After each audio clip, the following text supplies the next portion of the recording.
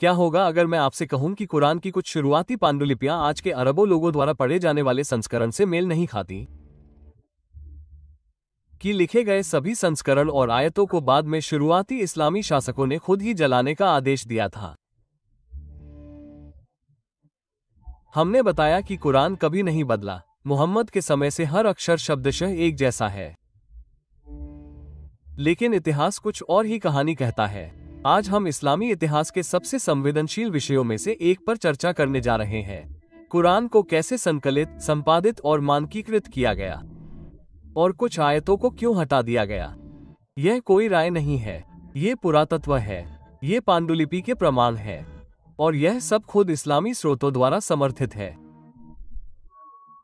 1972 में यमन के सना की महान मस्जिद में जीर्णोद्धार कार्य के दौरान मिली सना पांडुलिपि अब तक मिली सबसे पुरानी कुरानिक पाठों में से एक है। रेडियो अर्बन डेटिंग इसे 600 ईस्वी के अंत का बताती है, जिसका अर्थ है कि यह मुहम्मद की मृत्यु के कुछ दशकों के भीतर की हो सकती है। लेकिन इस पांडुलिपि को इतना महत्वपूर्ण बनाने वाली बात सिर्फ इसकी उम्र नहीं है, बल्कि इसमें लिखी गई बातें हैं। आज हमारे पास जो मानकीकृत कुरान है, उसके विपरीत सा पांडुलिपि में कई पाठ भिन्नताएं, सुधार और यहां तक कि मिटाई गई पंक्तियां, पालिम हैं जिनके नीचे बिल्कुल अलग शब्द हैं। कुछ आयतें गायब हैं जबकि अन्य अलग क्रम में हैं या अलग तरीके से लिखी गई है। पांडुलिपि पर काम करने वाले विद्वानों जैसे गेर पुइन और बेनाम सादी ने दिखाया है कि निचले पाठ, सुधारों के नीचे की मूल परत, कुरान के एक संस्करण को दर्शाती है जो उस्मान के मानकीकृत संस्करण से पहले की है। यह अटकलें नहीं है, ये भौतिक प्रमाण है। किसी ने कुरान का पाठ लिखा और फिर कोई और आया, उसे मिटा दिया और उसकी जगह एक और मानकीकृत संस्करण लिख दिया।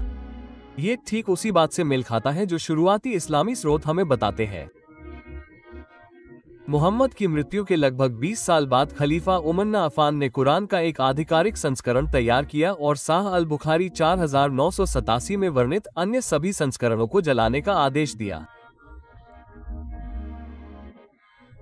लक्ष्य एकता था, लेकिन इस प्रक्रिया में भिन्नताएं और वैकल्पिक पाठ नष्ट हो गए। और फिर भी सना की खोज के कारण अब हम जानते हैं कि वे अस्तित्व में थे। पांडुलिपि कुछ महत्वपूर्ण साबित करती है। कुरान शुरू से ही एक स्थिर पाठ नहीं था। इसमें कई चरण, बदलाव और मिटाने हुए बदलाव हुए। अन्य प्राचीन पाठों की तरह इसका मतलब यह नहीं है कि इसका कोई मूल्य नहीं है, लेकिन इसका मतलब यह है कि कुरान के अपरिवर्तित रहने का लोकप्रिय दावा इतिहास, पुरातत्व या इस्लामी अभिलेखों द्वारा समर्थित नहीं है। शुरुआती इस्लामी स्रोतों के अनुसार, जिसमें सही अल बकरी 4987 शामिल है, मुहम्मद की मृत्यु के लगभग 20 साल बाद खलीफान ने देखा कि मुसलमानों के बीच कुरान को कैसे पढ़ा जाए, इस पर विवाद बढ़ रहा है। क्षेत्रीय बोलियां, अलग अलग यादें और विभिन्न लिखित अंश प्रचलन में थे। विभाजन को रोकने के लिए उस्मान ने निर्णायक कार्रवाई की। उन्होंने कुरान के आधिकारिक संस्करण को संकलित करने के लिए एक समिति का गठन किया और फिर अन्य सभी संस्करणों को नष्ट करने का आदेश दिया। यह उन सभी की नकल करने का मामला नहीं था जो पहले से ही हर किसी के पास थे। यह एक शुद्धिकरण था। उस्मान ने प्रत्येक मुस्लिम प्रांत में उनकी नकल की एक प्रति भेजी और आदेश दिया कि अन्य सभी कुरानिक सामग्री, चाहे वे खंडित पांडुलिपियों में लिखी गई हो या पूरी की पूरी, जला दी जाए। पहली नजर में यह एकता को बनाए रखने का प्रयास लगता है, लेकिन जब हम इसकी आलोचनात्मक जांच करते हैं तो यह असहज सवाल खड़े करता है। अगर हर संस्करण पहले से ही एक जैसा था तो किसी भी चीज को जलाने की जरूरत क्यों थी? बस तुलना करके एकरूपता की पुष्टि क्यों नहीं की गई? पांडुलिपियों को नष्ट करने का एकमात्र कारण यह है कि वे सभी एक ही बात नहीं कहते हैं। और जब हम इसकी तुलना सना पांडुलिपि जैसे पुरातात्विक खोजों से करते हैं तो ये स्पष्ट हो जाता है कि शब्दों, संरचना और पद क्रम में अंतर था। उम्मैन की कार्रवाई केवल विभाजन को रोकने के लिए नहीं थी, यह एकरूपता लागू करने के लिए था, भले ही इसका मतलब परंपरा के कुछ हिस्सों को मिटाना हो। केंद्रीकरण के इस कार्य ने कुरान को आने वाली पीढ़ियों के दृष्टिकोण को फिर से लिखा। इसने एक अंतिम शुद्ध पाठ प्रस्तुत किया, जबकि इसके जटिल विकास के किसी भी निशान को चुपचाप मिटा दिया। लेकिन सामने पाए गए बचे हुए टुकड़ों की बदौलत अब हम जानते हैं कि इतिहास इतना सरल नहीं है।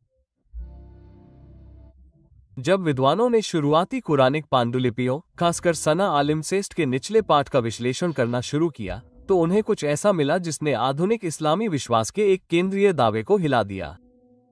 ये बदलाव स्पेलिंग या कैलीग्राफी जैसे छोटे मोटे विवरण नहीं है। इनमें पाठ संबंधी काफी अंतर है।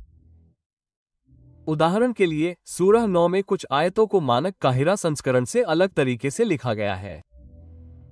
कुछ पांडुलिपियों में अतिरिक्त शब्द या वाक्यांश जोड़े गए हैं, जबकि अन्य में ज्ञात पंक्तियों को ही हटा दिया गया है। कई शुरुआती संहिताओं में सूरह और आयतों का क्रम तय नहीं था।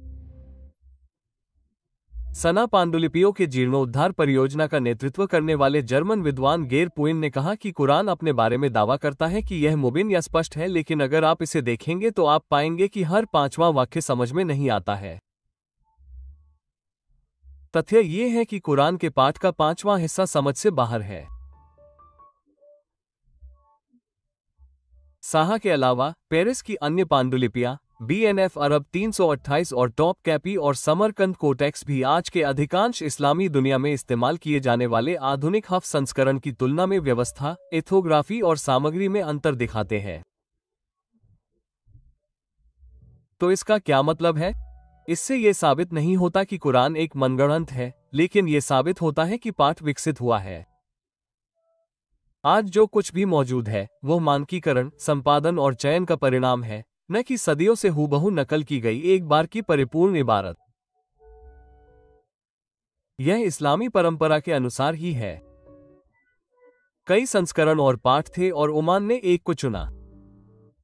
लेकिन एक बार फिर, अगर किसी एक को चुनना है और बाकी को नष्ट करना है, तो ये पहले वाली चीज के समान नहीं है। और जब आधुनिक मुसलमानों को बताया जाता है कि उनकी किताब में एक भी अक्षर नहीं बदला गया है, तो यह ऐतिहासिक प्रमाण कुछ और ही कहता है। प्रमाण स्पष्ट है।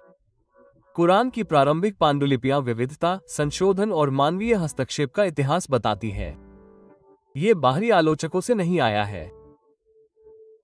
यह इस्लामी स्रोतों और स्वयं पांडुलिपियों के पुरातत्व से आया है। मुहम्मद के समय से एक ही कुरान के शब्दशः अपरिवर्तित होने का मिथक जांच में बिल्कुल भी सही नहीं है। इसलिए ये प्रश्न हर ईमानदार खोजी को पूछना चाहिए।